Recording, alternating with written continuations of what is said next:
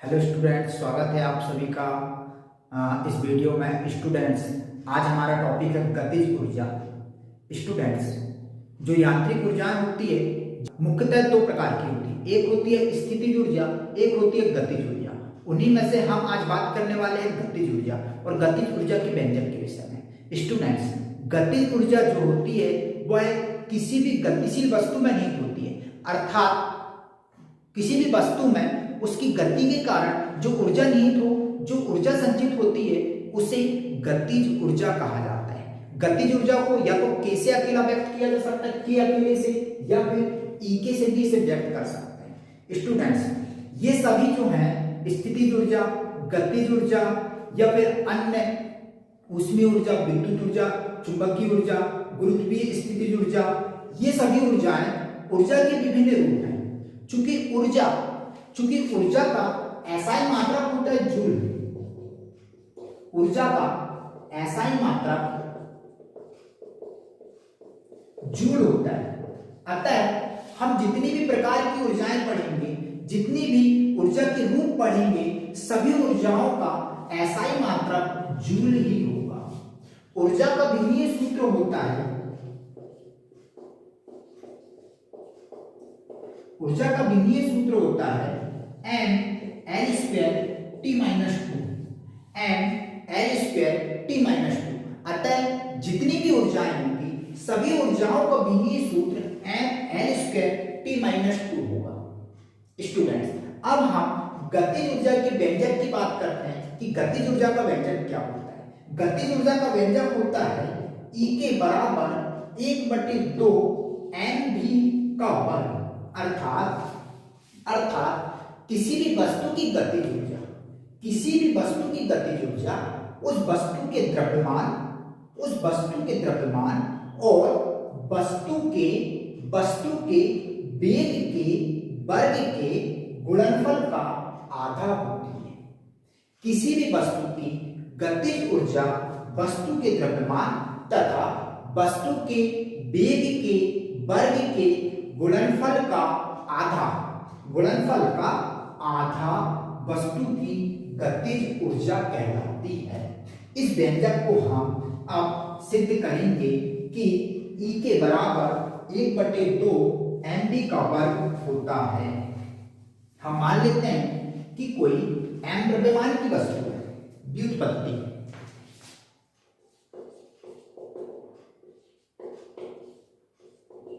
मान लेते हैं कि माना m द्रव्यमान की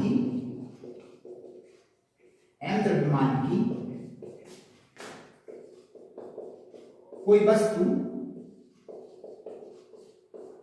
v वेग से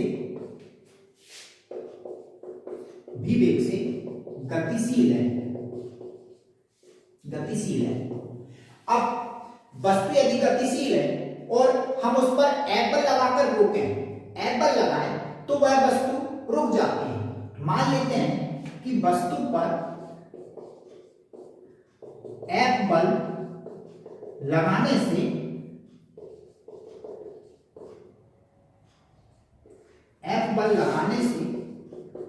वस्तु में मंदन A उत्पन्न होता है। मंदन अर्थात ऋणात्मक त्वरण को मंदन कहा जाता है। किसी भी वस्तु के वेग में परिवर्तन की दर को त्वरण कहा जाता है। और जब त्वरण में कमी होती है,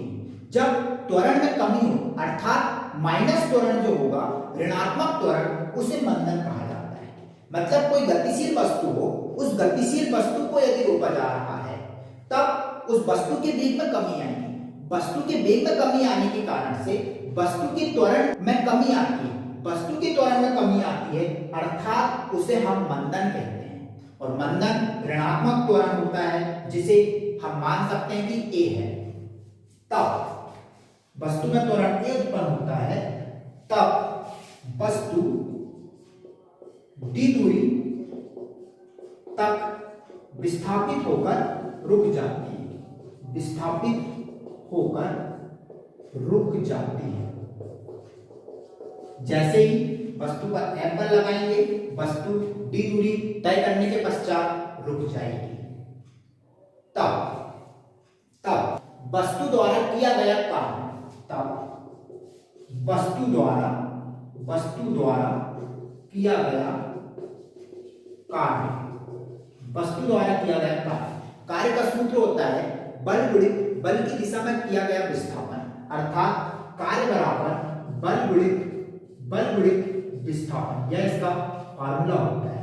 तब देखें कि W कार्य को W से व्यक्त करेंगे तो W बराबर बल F आरोपित कर रहे हैं इंटू विस्थापन हो रहा है D, इंटू हो जाएगा D। समीकरण 1 नाम दे दीजिए। न्यूटन का द्वितीय नियम होता है संवेग में परिवर्तन की दर उस पर आरोपित बल के समानुपाती होती है और इससे F बराबर ma प्राप्त होता है। अतः हम बोल सकते हैं न्यूटन के द्वितीय नियम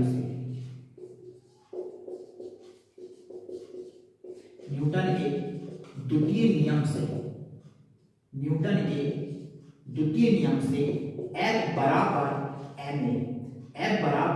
ma। इस F बराबर ma का मान आप समीकरण 1 पर रख दीजिए। तो समीकरण 1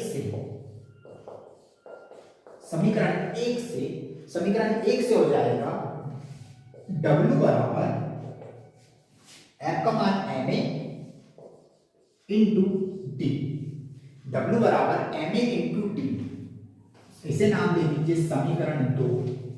अब हम W बराबर जो m इंटू AD आया है, इससे AD का मान प्राप्त करेंगे न्यूटन के गति के तीसरे समीकरण से। गति का तीसरा समीकरण होता है v का वर्ग बराबर u का वर्ग धन 2as। न्यूटन के गति के तृतीय समीकरण से गति के तृतीय समीकरण से v स्क्वायर बराबर होता है u square plus twice as। यहां पर v वस्तु का अंतिम वेग, u वस्तु का प्रारंभिक वेग, a त्वरण और s यहां पर विस्थापन है। अब इन सभी के मान हम यहां से रखेंगे। अब देखें v वस्तु का अंतिम वेग है, तो हम वस्तु पर F बल लगा रहे हैं। तो स्वाभाविक है वस्तु रुक रही है, अर्थात वस्तु का अंतिम वेग शून्य होगा। तो ये हो गया शून्य का वर्ग बराबर प्रारंभिक वेग। वस्तु का द्रव्यमान m है और वह v वेग से गतिशील है, अर्थात उसका प्रारंभिक वेग u बराबर कितना हो जाएगा v। तो u बराबर यहां लिख सकते हैं v का वर्ग। इसके बाद धन 2 a यहां पर त्वरण है, मंदन उत्पन्न हो रहा है और मंदन ऋणात्मक त्वरण को कहा जाता है, अर्थात जो त्वरण a का मान होगा यह माइनस में होगा, -a। विस्थापन s विस्थापन d दूरी हो रही है, अर्थात यहाँ विस्थापन आ जाएगा d। इसे हल कीजिए, ये हो जाएगा 0 बराबर v का वर्ग -2ad का पक्षांतर कर दीजिए तो +2ad बराबर v का वर्ग। इससे ad का मान निकालिए, ad बराबर v का वर्ग बटे 2। इस ad के मान को समीकरण 2 में रख दीजिए। समीकरण 2 से W बराबर हो जाएगा n इंटू ad का मान v का वर्ग बटे 2। इसे आप जमाकर भी लिख सकते हैं, W बराबर 1/2, 1 इसके गुणांक में है और बटे 2 सामने लिख दिए, तब बच्चा यह आप पीछे n v का वर्ग, 1/2 n v का वर्ग। अब कार्य यदि हो रहा है, अर्थात उस वस्तु में कोई ना कोई ऊर्जा संचित है। अब हम पढ़ रहे हैं गतिज ऊर्जा, अर्थात यह जो कार्य होगा यही कार्य वस्तु में गतिज ऊर्जा के रूप में संचित हो जाएगा। तब आप बोल सकते हैं कि अतः यही कार्य वस्तु की गतिज ऊर्जा के रूप में संचित हो जाता है, संचित हो जाता है। तब W की जगह में आप गतिज ऊर्जा लिख सकते हैं और गतिज ऊर्जा को K से या फिर E से व्यक्त किया जाता है। तो K बराबर हो जाएगा 1/2 mv का वर्ग। अर्थात गतिज ऊर्जा का मान यदि आपको चाहिए तो वस्तु के द्रव्यमान और वस्तु के वेग के वर्ग के गुणनफल का आधा वस्तु की गतिज ऊर्जा होती है।